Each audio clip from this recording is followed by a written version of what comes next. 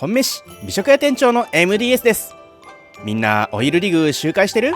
桜島アップデートで追加されたオイルリグめっちゃくちゃうまいんだよね。でも敵は全員レベル55だからマップで一番難しい。今日はそんなオイルリグの攻略法を解説します。オイルリグには12個の小宝箱と1個の大宝箱があるんだけど、試しに1回オイルリグ行って回収した報酬がこれ全部小宝箱。設計図とかドッグコインとかステータス強化のロータスとか、これは無視できないよね。小宝箱から最強防具のレジェンド軽量プラスチックアーマーが出たという話もあるし、なるべく回収していきたいね。そして大宝箱、こっちはなんと今までレイド報酬限定だったコア。正直コア集めなんて今までやってられなかったけど、オイルリグは慣れれば周回簡単だからだいぶ楽になったよ。設計図も確定で出るし、なんなら2枚出ることもある。レジェンド装備が欲しいならマストだね。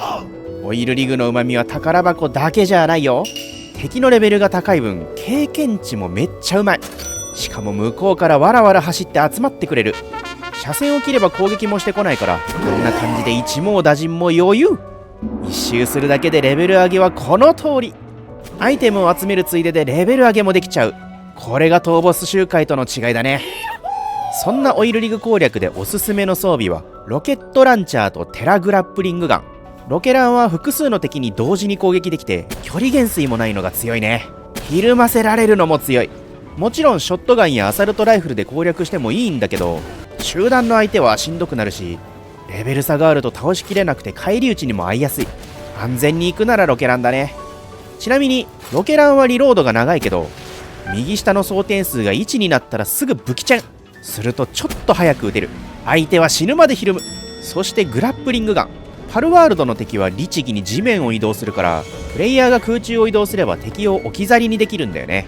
グラップリングガンでの移動はスタミナを使わないから空中移動でとっても便利。そしてグラップリングガンで一番大事なこと、グラップリングで高速移動しているとき、ワイヤーが縮みきる前に武器を持ち帰ると停止せずそのままの速度で移動できる。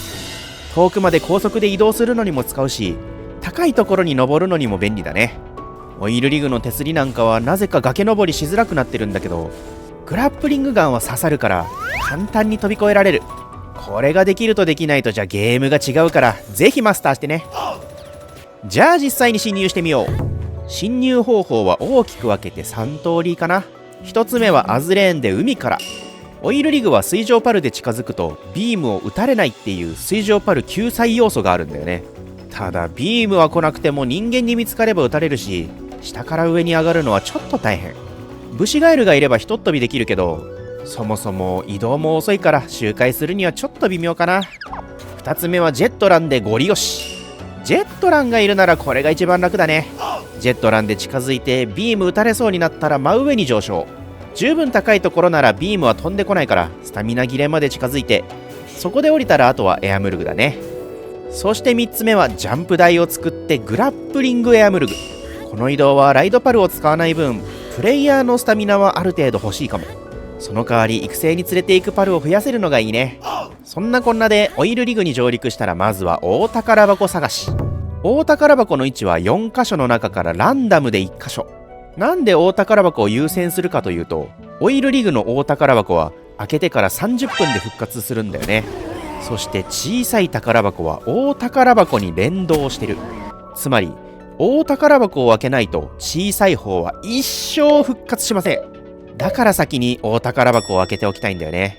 そういうわけなのでロケランで安全確保しながら大宝箱を探しましょう。道中の注意点として、タレットはあんまり気にしなくていいけど、敵のパルは要注意。壁を無視して攻撃してきたりするから、見つけたら優先して処理したいね。人間の敵は大きく分けて2種類。最初から棒立ちしてる敵はプレイヤーが視界に入ると動き出すんだけど、前方以外はザル警備だから無視することもできるよ。このザルに見つかると湧いてくるのがもう1種類の人間なんだけど、数が多い。オイルリグの敵はみんな火力が高いから囲まれるとめっちゃ危険。挟み撃ちされないように敵が通ってくる道や階段の位置に気をつけながら進みたいね。道がつながってない高台とか下の骨組みの部分とかは比較的安全かな。遮蔽物で相手の攻撃を回避しながらロケランの爆風で数を減らしていくのがおすすめ。近くに敵がいなくなったら BGM も鳴りやむから参考にしてね。宝箱を回収して経験値も満足したらあとは帰るだけ。帰るときはワンフーの機関スキルが便利だね。クールタイムはボックス出し入れで実質ゼロになるから育成不要。ちなみに実はエアムルグだけでも帰還はできる。スタミナ強化なし無凸のエアムルグでグラップリング加速からのロケランリロードキャンセル飛行。まあこれはちょっと難しいからやりたい人だけやってみてね。失敗すると溺れます。ライドパルがいればスタミナ回復できるから1匹いてもいいかもね。さあみんなもオイルリグを周回していこう。参考になったらチャンネル登録高評価もよろしくね。ということでオイルリグ攻略のポイント解説でした。